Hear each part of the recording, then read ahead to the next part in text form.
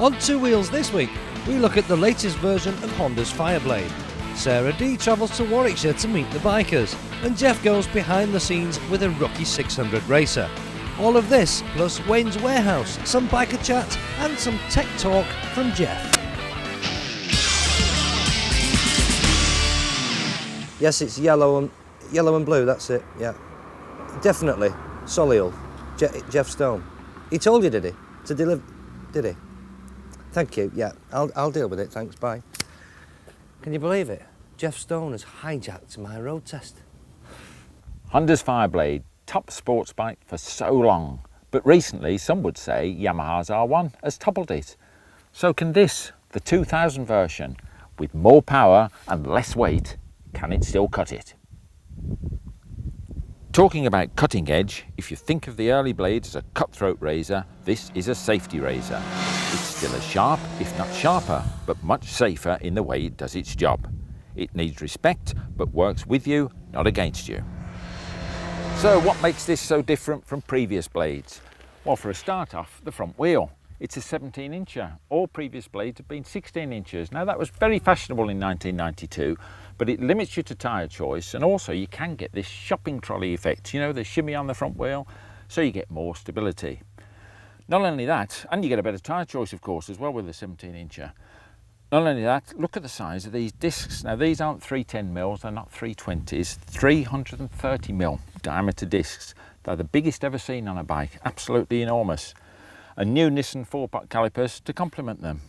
Also, you see here, the forks upside down as first time on a blade. You've seen them on the SP1, but not on a blade. But they've now got them as light as ordinary telescopic front forks, so that's why they've gone with them, but you do get more rigidity. And talking about rigidity, up on the frame here, if you can follow me, the frame twin spar looks somewhat similar, but much beefier up at the headstock, and they say it's actually 30% more rigid than the old one. But having said that, I'm going to throw this piece of grass away. Having said that, they've actually built on some flexibility in the centre. This doesn't mean it's going to hinge, but it gives some movement, some feedback back to the rider, but it's rigid where it matters up at the front end. When you come back down here, it looks as though there's a chunk of frame missing, and in effect there is. But what they've done is bolted the frame onto the back of the engine there, and also the swing arm is bolted onto the back of the engine. Really beefy, and it's massive. Talking of the swinging arm, I don't know whether you can see it from there, but it's a GP styled one, heavily braced on the other side as well. Big triangulation, really hefty, and it's longer than previous ones. This gives you better control over the rear suspension. The old principle of leverage, instead of it pattering up and down, more movement along the length. It's also allowed them to move the engine forward a bit as well. All very nice, nicely engineered package. Yes, but does it all work, you ask? Yes, it does. It's one of those bikes that feels right straight away. The suspension is on the firm side, but you can adjust it to suit you and your style. But the main thing is the bike feels right straight out of the crate. Light, but not flighty, quick to change direction, but predictable and stable. When it comes to stopping, it's 0 to 0 in no time at all. That front brake could have you on your nose in a second. Those dinner plate sized discs living up to their impressive looks. Massively powerful, but with plenty of feel. Never mind all that, you might say. Is it better than an R1? What's better in this world of hyper performance? It does everything it was designed to do. Both bikes are virtual perfection.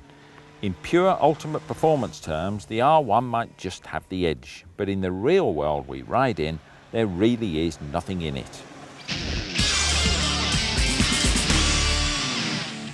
Forsooth, I know what you may ponder, and ponder more when thou look'st yonder. Pray, wherefore art thou, Sara Dee? I be in Hatton, Warwickshire, Shakespeare country. Now that's enough of that. We're in Hatton and it's Wednesday night, which means one thing, it's bikers' night at the Watermans. Now the weather here has been hot, hot, hot, but the bikers have donned their leathers and made it to the meet. So I think the best thing we can do is go and join in the fun.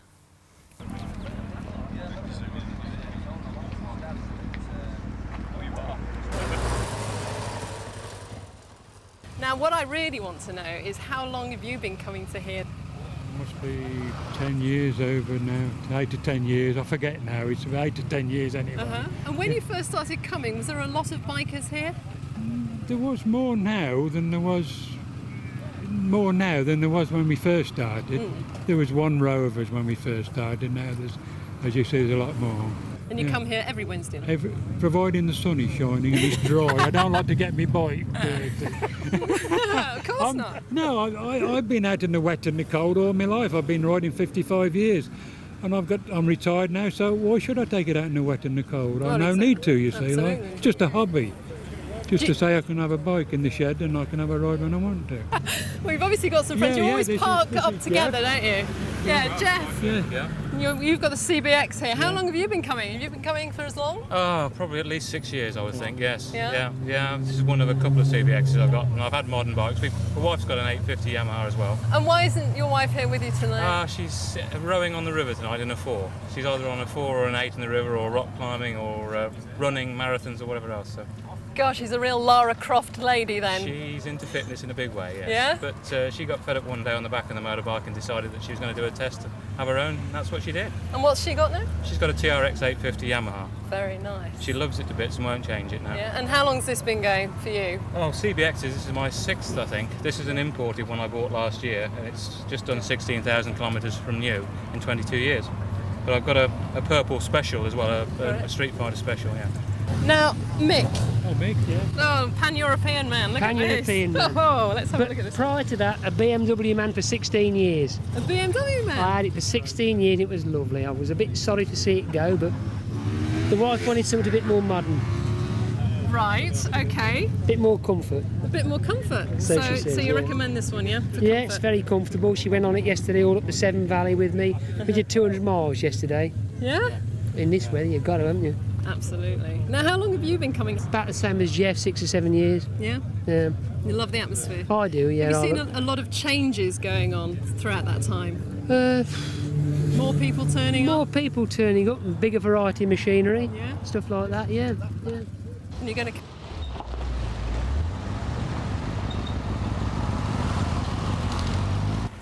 Well, I'm really parched, so I think I'm going to go in and get myself a long, cool drink. See you later.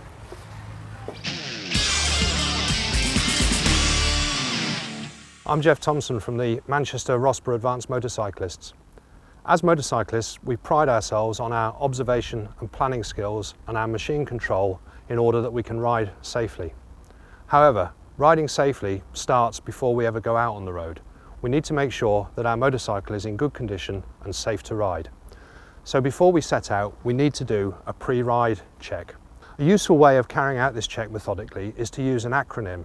I use one called POWDER, P-O-W-D-E-R,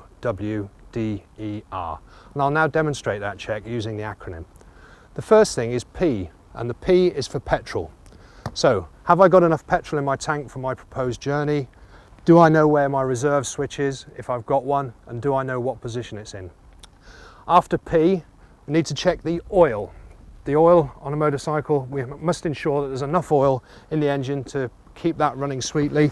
And on this particular one, I have a sight glass there just to check that the oil is up to the right level. After the oil, this is a water-cooled bike, it has a radiator.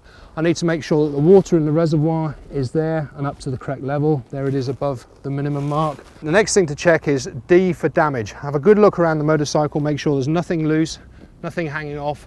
All our fastenings are tight, the fairing's on properly. Most importantly, check things like panniers are well fitted and are not able to bounce off as you're going down the road. The next thing in the acronym is E for electrics. I now make sure that everything works as it should do. And very importantly, make sure that the brake light works with both the front lever and the foot lever. After we've checked the electrics, next thing in my acronym is R for rubber. Check the tyre pressures are set in accordance with the manufacturer's instructions, but also while I'm on my knees, I take the opportunity to check my brake discs, make sure that they're okay. Brake pipes leading to the brakes are in good condition with no sign of any hydraulic leaks, and the discs and the ABS equipment is all in good condition.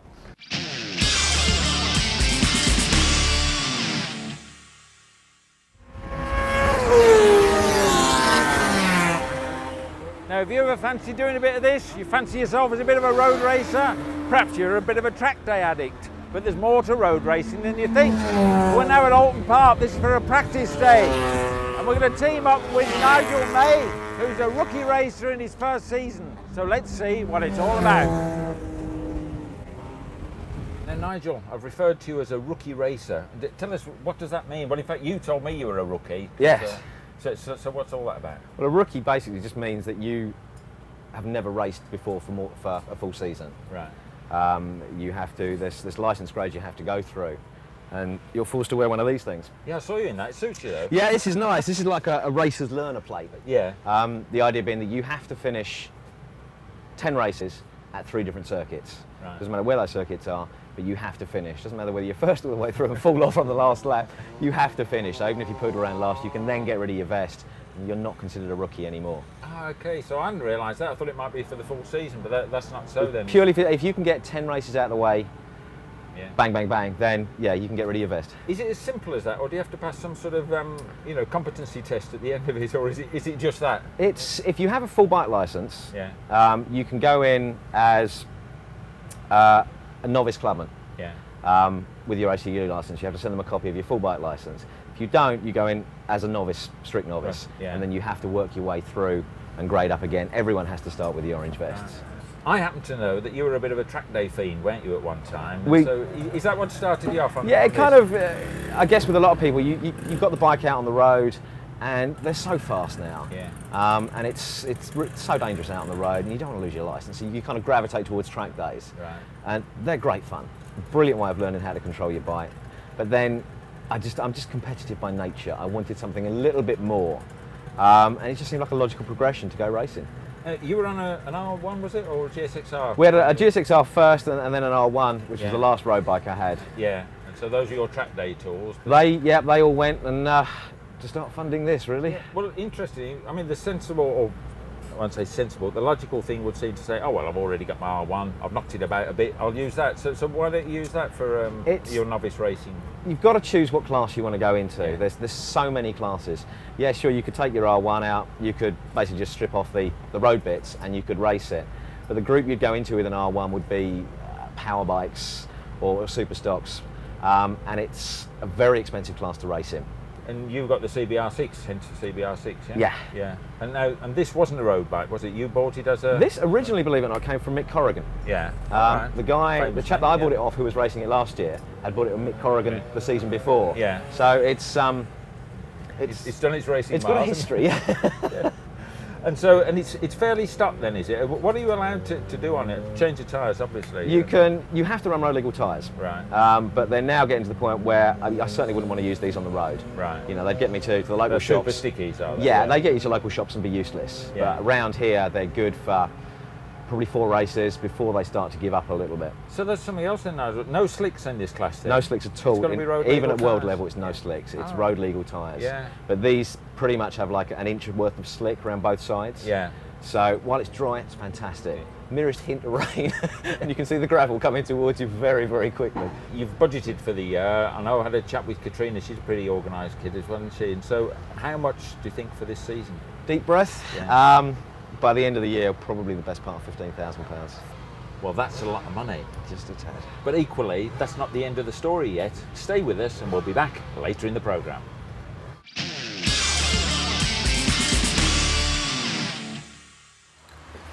Welcome back to the Waterman here in Hatton. I've needed this drink all day. Oh well, back to work.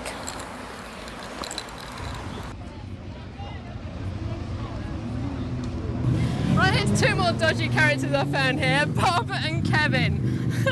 How long have you been coming here to this one? 3 or 4 years. Yeah? Yeah. Not every week, but regular when we get here. Yeah? Now what is it that brings you here? The This atmosphere, the bikes, what? There's bikes. It's a good ride getting here and a better ride going home. Really? Yeah. So what is the journey like? Is it just really open roads getting to here? Fast. Yeah. Pretty much. Yeah? You like the roads too, yeah? Yeah, it's like if you get a few dodgy bits, but the rest of it's all right. Uh-huh. So what other biker places do you go to? There's another one in Northampton we go to quite a lot. Britannia? The Britannia, yeah. Britannia. Britannia in Northampton, yeah. Yeah. There's a few nice bikes to get down there. Some nice people. Bit of fun. That's what it is, isn't it? It's all down to nice people, yeah. I mean, bikers are just nice people, believe it or not. Oh, I believe it. They are. I'm a They biker myself. They are. We just put up with loads of crap, but we're nice people.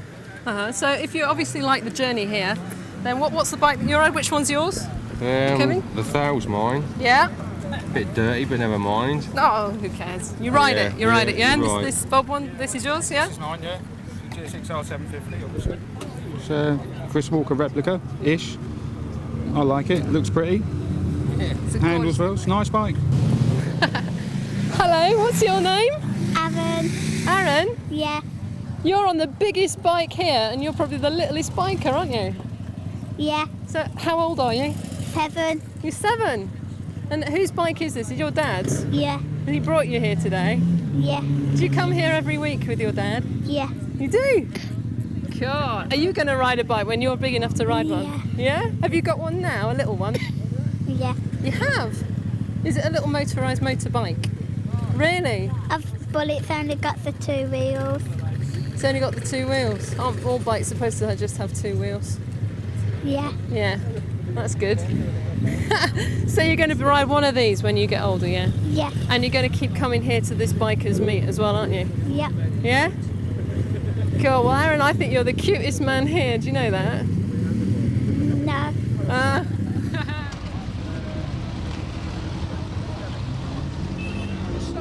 can't believe this. They've sent me to the bar again. It's going to cost me a fortune. Anyway, maybe you'll join me. More from the Watermans a bit later on. See you then.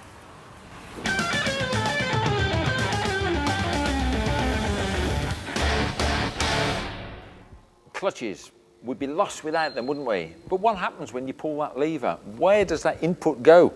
It goes down here, behind the engine. And on this week's Tech Talk, I'm going to show you just exactly what the clutch does. Now here we've got an old CB750 Honda engine there, but one thing that hasn't changed, it's unit construction. What that means is you've got your engine, your motive power there. That's connected to the gearbox and the clutch. And then from a final drive sprocket on the other side, through the chain to the back wheel. So this is the clutch. This one's already been stripped down, but here's a unit off another bike, and I'll show you how the clutch works. So let's get it up on the bench there. There we have, that is the clutch assembly itself. If I just turn it round a bit, you can see it's quite a compact unit. This is the driven gear at the back there, then in there are all the plates. But let's just concentrate on the front bit.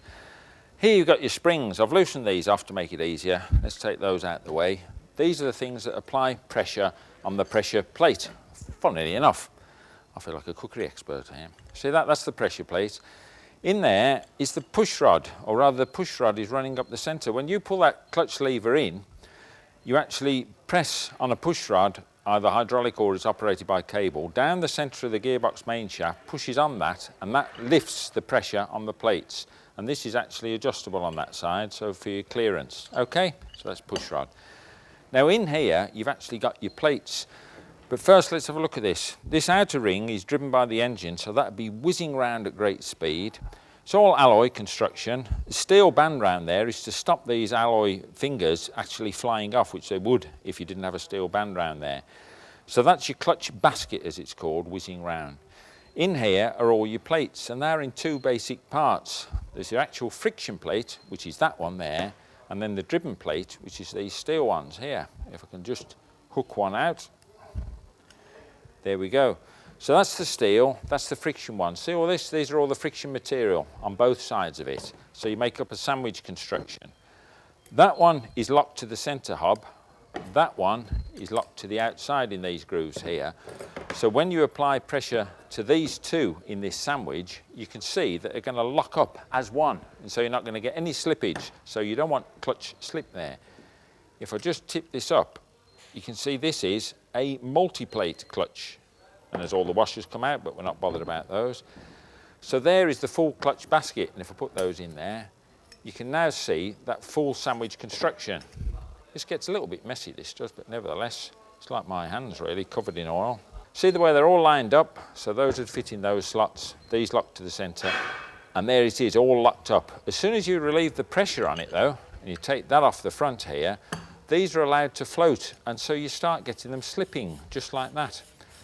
Now if you're doing a standing start and you're slipping the clutch, what is happening is those plates are slipping on the other ones and you can actually burn the clutch out. And when you say burning the clutch out, it means burning off all these friction material, little pads on there. As you see, there's not much to them. End up with a burnt out clutch, blued steel plates, ruined, and you're not going anywhere at all. We'll just take all that plate assembly off, and there's your inner unit. So that's the one your steel plates are locking up on. And there's the other side. That goes in there. You know, it always annoys me when you read a road test and they say, just hold the revs at 7,000 or 8,000 revs and they just drop the clutch. You drop the clutch. And what actually happens, these teeth on this steel plate dig into this centre aluminium on this hub here, and you, instead of having nice smooth grooves there, you start getting it a sawtooth fashion. The same happens with your friction plates on the outside out here. It digs little notches in there. What happens then after a while? You lose the freedom of this plate to float up and down in here. You lose the freedom of this plate here to float up and down there, and you end up with this dragging clutch. So it's not very clever to drop the clutch. And I'm not going to drop this one either. So here's the driven unit again. Some more springs in there. You might wonder what those are doing round there. Well, they're simple shock absorbers. This unit, the steel one, is actually separate to the aluminium one. And so again, when you let that clutch out, it just twists there. I can't possibly do that, far too tough. But they actually take up that initial bite and just gives you a little bit of shock absorption. So there we are. So that's your clutch. Quite a complex bit of kit. Look after it.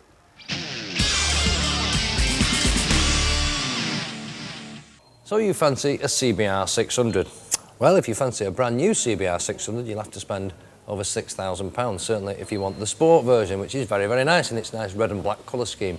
But you haven't got £6,500. I know you haven't got that much, so we'll look for something a little bit cheaper.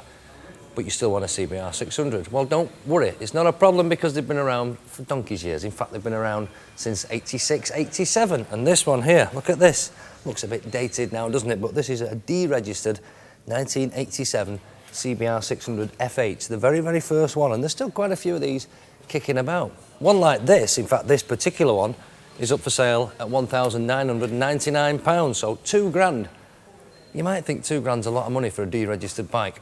It's not exactly cheap, but there is one advantage with buying something that old, because it's very nearly now 15 years old, this. And when a bike becomes 15 years old, it becomes eligible for classic insurance. So this is probably more expensive now than it was when it was a couple of years ago, if you kind of see what I mean. But it does look a bit dated now. It's a bit sort of old-fashioned, the old jelly mould type thing we used to call these, didn't we?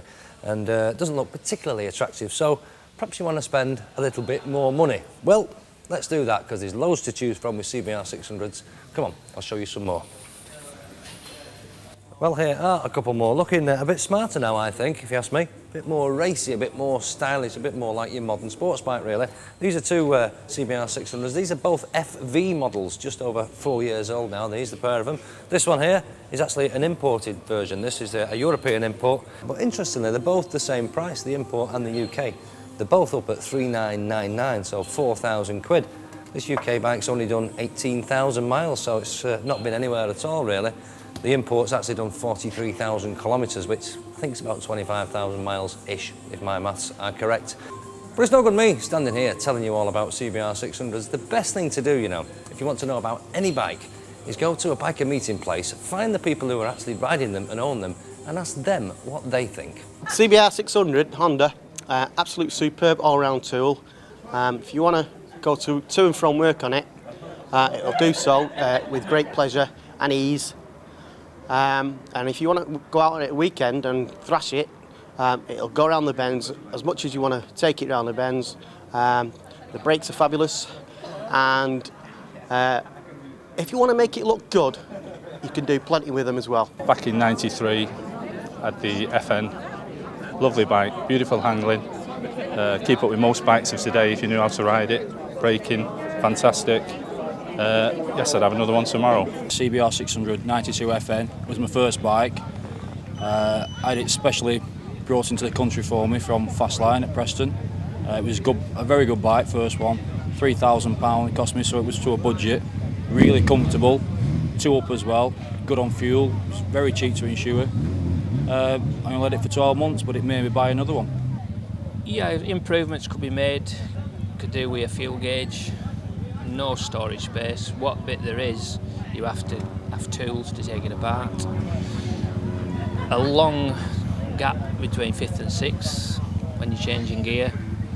Other than that, well, the two things that I don't like about it, but there's not much to choose from. I think one of the main things is I like it to turn in a bit quicker into corners. Maybe if I stuck a 16-inch front wheel on it, maybe if the possibly drop the forks then yokes a few miller. Maybe, I don't know though. The golden rule when you're buying any bike second-hand is talk to the people who ride them, the people who own them and the people who live with them, because they'll tell you more than anybody else ever could. During the next several weeks, I'm going to go shopping on your behalf. I'm going to spend your hard-earned cash. Oh, can't wait, to be honest with you. The idea behind our few programmes of Wayne's Warehouse is I'm going to visit various different motorcycle shops and I'm going to buy various different products.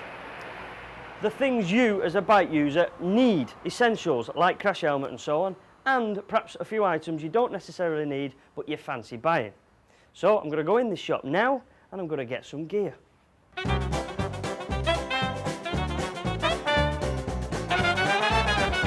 Oh, look at that lot, eh? Now, it would be rude, wouldn't it, not to obviously start with the thing that you have to have by law, and that is a helmet on your head. That's exactly what we're going to talk about on the first one of our Wayne's Warehouse next week. Well, I tell you what, there's plenty of bikes around here. I just hope they've got some gear. Oh, of course they've got a load of gear. Look at this lot. All sorts of different waterproofs and things. Because, you know, there's a little bit more to buying some waterproofs than meets the eye. Because whatever you buy, you want it to do the job in the winter, you want it to do the job in the summer, you want to be cool in the summer, warm in the winter. So, there's a bit more to buying a bit of gear than meets the eye, and I'll enlighten you to the pros and cons.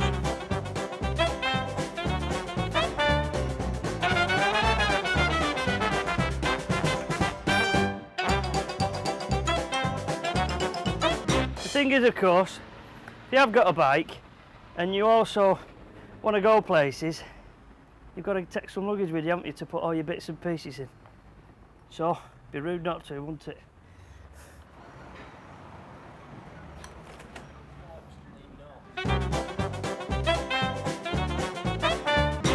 Now, wouldn't it be rude, to ignore the kids? So I've got kids' crash helmets, I've got kiddies' motocross gear, I've even got road bike gear for kids. And I think some of it might just even fit me, if it'll go around my belly. Well, there's certainly plenty of bikes to see at this shop, but are there any boots? Because that's what I've come for, some boots. Well, plenty of boots to be bought. Half price sale. No good to me, I need two. Maybe you should have one of them sales where you buy one, get one free. But there's a lot to be spoke about when it comes to boots. A little bit more than meets the eye. So keep viewing. In a few weeks, I'll tell you all about them. What do I want blinking boots like that for? I've got some credit cards here. Paul Johnston, Jeff Stone, Wayne Kershaw. I'm not spending this. Hey, here we go now. I've got some money to spend. What shall I buy?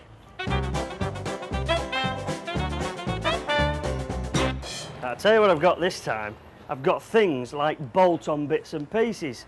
I've got things like that, which is a shock absorber. I've got a disc here to improve your performance of your brakes. Steering damper. I've even got something as simple and as boring as a tax disc holder. But I suppose we do need them, don't we? Because you've got to have tax. Oh, nice bit of window shopping. No harm in window shopping.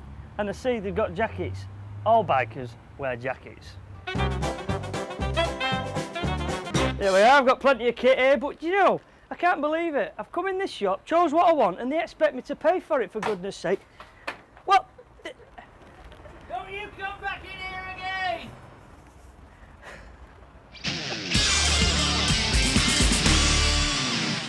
Now earlier when we were talking to Nigel, we were concentrating on sort of the racing side of it and what he's actually done. But like every good racer, they have to have a manager. And I've got the manager here with me, Katrina. That's true, isn't it, Katrina? Yes, you are the manager. I am. So what's your role in it? First of all, you're unpaid, aren't you, of course? I am definitely you're unpaid. You're his partner and wife-to-be, I understand? A wife-to-be and a mother and all those things. So How do you fit in? What do you actually do? Do you concentrate on the admin? And Yes, I sort of help him out with his admin, making sure he gets his forms in on time, because if his forms aren't in by the closing time, he won't actually be racing. I sort of phone around trying to get sponsorship, a lot of telephone work. so you're the one, are you, who does this? You've got Yes. a good telephone manner then, have you? Apparently so. I do help him sort of change his wheels and tinker around out in the garage with him. Yeah. And are you also a driver or? No, I don't do any of the driving. So Nigel has to drive then? Yes, I'm afraid so. Oh my God. And so, what? No, I won't ask the inevitable question on that. What would happen if you fell off? Oh, I've nearly I asked have him. worried. I do panic. Whenever we go racing, I do panic. Yeah. Especially when we're in places a long, long way away from home. Yeah, but you put that to the back of your But mind. I do put it to the back of my mind. I hope it will never happen. Yeah, quite right too, Yes. quite right too. But look, something else, you're also on the pit wall, aren't you? You are the person who logs his times, yeah? Yes. Occasionally his dad will do it. When his dad's here, I don't actually like doing it because if I put the wrong time or the wrong lap out, I am in deep trouble. Yeah, because you got the old lap board as well Yes. to stick out, yeah? So his dad does normally do it for us because Yeah. he won't shout at his dad, but he will at me. And how do you feel yourself? Because I've often seen, observe people on sort of Grand Prix racing and whatnot, the partners, girlfriends or whatever, they're all nail biting away there. But I mean, are you like that or are you too busy? Yes, I am like that. As much as I enjoy the racing, when he's out there, it's very, very nerve-wracking. Yeah. And it's a very tune-out, sort of biting-your-nail experience, and I'm just glad when it's all over. Yeah. Well, that's it. Racing on a shoestring. Let's see if you can afford £15,000 shoestrings, because it's not that cheap, is it? But nevertheless, Nigel is now all set up for tomorrow's racing, or in fact the weekend's racing, and who knows, we'll catch up with him later in the season and see how he's got on.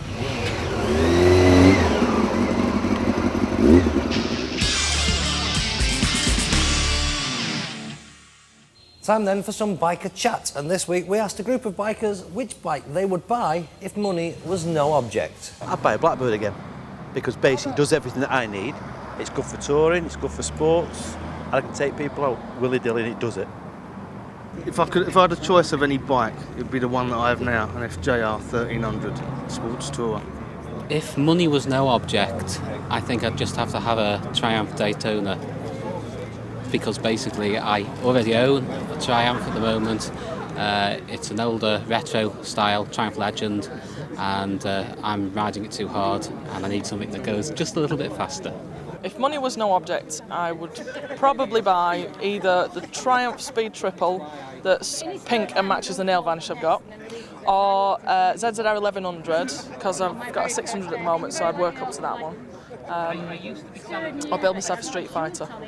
My bike would be an Augusta MV F4. Superb styling and absolute, Italian styling, isn't it? And performance in a 750 engine in a inline 4. It's beautiful.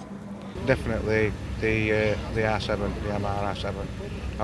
I always enjoyed watching Nora Giaga. Well sold bikes, and I'd definitely have one of them if money were no objects. With every conceivable extra on it, definitely. Probably buy a NSR 500 GP bike. It's a sheer hell of it. Yeah, ultimate kind of bike you could possibly ever get in it. Seen as anyway. If I'd all the money in the world, probably buy a new Triumph Daytona. It looks good. It's got a good ride up. Wouldn't mind a go. I would get what I'm after, Super Blackbird, yeah. That's what I'm after next, and that's what I fancy. Possibly after that a Ducati. Motorcycle which I'd really love to own would be a 916 Ducati. I'd really love a Foggy replica, big Foggy fan. Why? Just a marvellous machine to have, I think. If I won lottery, what bike could I buy? I'd buy a few. I'd be MV Augusta, 996 SPS, Foggy rep. Where else do we go? I mean, it's probably for choice that when you've got the money to buy one. But I think high on the list would definitely be Augusta, R7, 996 SPS, matching leathers, all the tackle, and done it in for the. Right, if I had all the money in the world, now this is a hard one. There's so many bikes to choose from. What I would love. I like the Triumph 509. I just love the styling of it. It's just so grunty, if you know what I mean.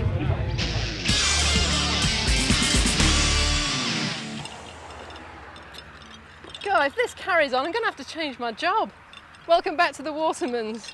Let's go and join the guys.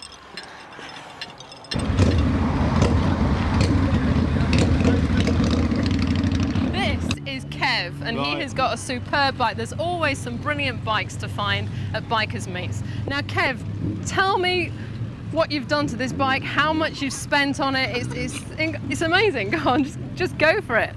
It's GSX-R 750 motor. I've got a Fireblade back wheel, Kawasaki front end. Right. Just a project I put together really. And these headlights, I've never seen anything like them, to be honest. Normally. I think I got them at the museum. Different though, isn't it? It is, it's exceptionally different. And what sort of exhaust have you got on there? Something that we've welded up in a garage with a Marshall can on the back. Uh-huh. Don't tell me what make it is because I ain't got a clue. No, it's amazing. I'm so lost on it. It's incredible. And me, I have to ride it. Yeah? Yeah. Hi, you've just come tonight on a bike, yeah? Have you been pillion riding? Yeah. Have you got your own bike anyway? No, I sold it a couple of months ago. Did you? Yeah. Why did you do that? Because I needed a car. Oh no, what bike were you riding? Suzuki GS 500. Oh right, yeah. And why do you come down here to the Waters meet? I mean, do you enjoy coming down here a lot? Yeah. Yeah. Just the people? Yeah, it's bikes, love it. Just the people, you know. It's just a gathering, isn't it? You meet all sorts, you know. People think they got this impression that bikers are dirty, horrible people, and they're not. But you have to be here to know. Yeah. Have you been down the other one? Have you been down the Faulkner? Everybody keeps talking about Faulkner's this a place. bit better. Where's you went the other night? The Wild Ox as well. Yeah. Another big meet. It's just a buzz, isn't it?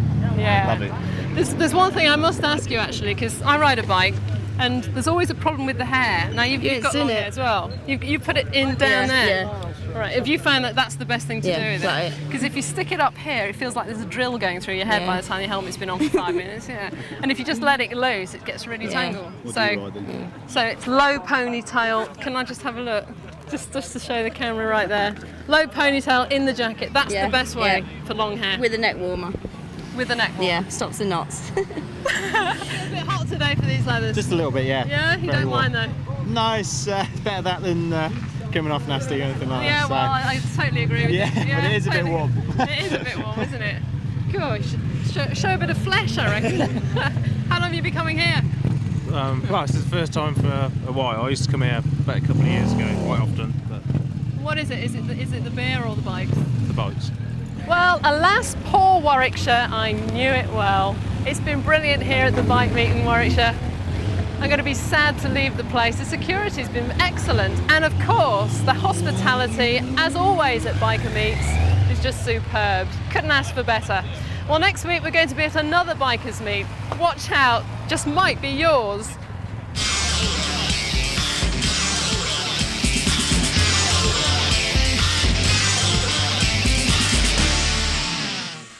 You know, there's certain things in life I can't understand. Why is it when I've saved up £4,000 to buy myself a nice second-hand superbike, the one that I really want in here is at least £5,500? Unbelievable. I just don't know what to do. DIY bargains. Now there's a thought. Damage repairables. Maybe there is a way. So this is it. We're here at Cheshire Motorcycle Salvage, and as you can see by all the bikes outside, there's lots and lots of bikes, and I know for a fact that inside there's even more, from scooters, mopeds, and the very latest superbikes. And I have actually talked to these guys on the phone, and I do believe they've got a Honda Blackbird, which I fancy. So let's go inside and see if we can do a deal. Well, this looks like it, the Blackbird. I'll tell you what, we'll take a good look at that in a few minutes, but I'd like to have a look around and see what else we've got in here. £3,500 R1, looks like quite a bit of work, all the fairings missing, looks like a stolen recovered bike, but 3,500 quid, 2,700 quid, R6. A lot of work needs doing on the tank, obviously new tank, no fairing, some good bikes though. Moving along, ZX9R. 3,200. Now that looks an easy bike for somebody to repair. That's basically just top fairing, screen, maybe one or two bits of lowers. A good bike. Keep going.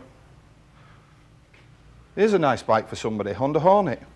2,600 quid. You can virtually ride that away. Well, you can ride that away. Doesn't appear to be very much wrong with that. Suzuki TL1000R V-twin superbike, £3,300. Again, doesn't look too bad. Obviously the front end's missing, quite a bit of bodywork needed. And another Blackbird. The fuel injection model this time. I don't know, could be a bit too much money for me. Maybe let's go and have a look at the burgundy one again. So this is the Honda Blackbird in question. It does look quite damaged, but obviously, let me give you a piece of advice. Let's get the bike outside in the daylight and let's have a proper good look round it. Okay, that was quick, wasn't it? I tell you what, they don't mess about, these lads. So now we've got it in the daylight, what we're going to do is we're going to look round the bike, from the back, all the way round. We'll look at the plastics damage first. That's the easiest part to repair. So let's start at the back. Grab rail, obviously been scuffed. That needs replacing. Moving along, exhaust can looks okay. Back panel, that seems to have a nice big crack in it there. Can't use that, don't want to start plastic welding it. Obviously we get a bit lower down, footrest hanger, but we'll come back to that in a bit. Fuel tank, yeah, obviously can't use that again. It's not worth repairing it. May as well try and get a second-hand tank for that. Then we go on to the fairing. Right and lower fairing completely gone. Upper fairing completely gone. Clocks are smashed. No screen. Again, coming onto this side, right and lower fairing completely gone. Obviously we're going to change the back panel. Doesn't look too bad. We're going to go round the bike again and we're going to look beyond the panels that are on it.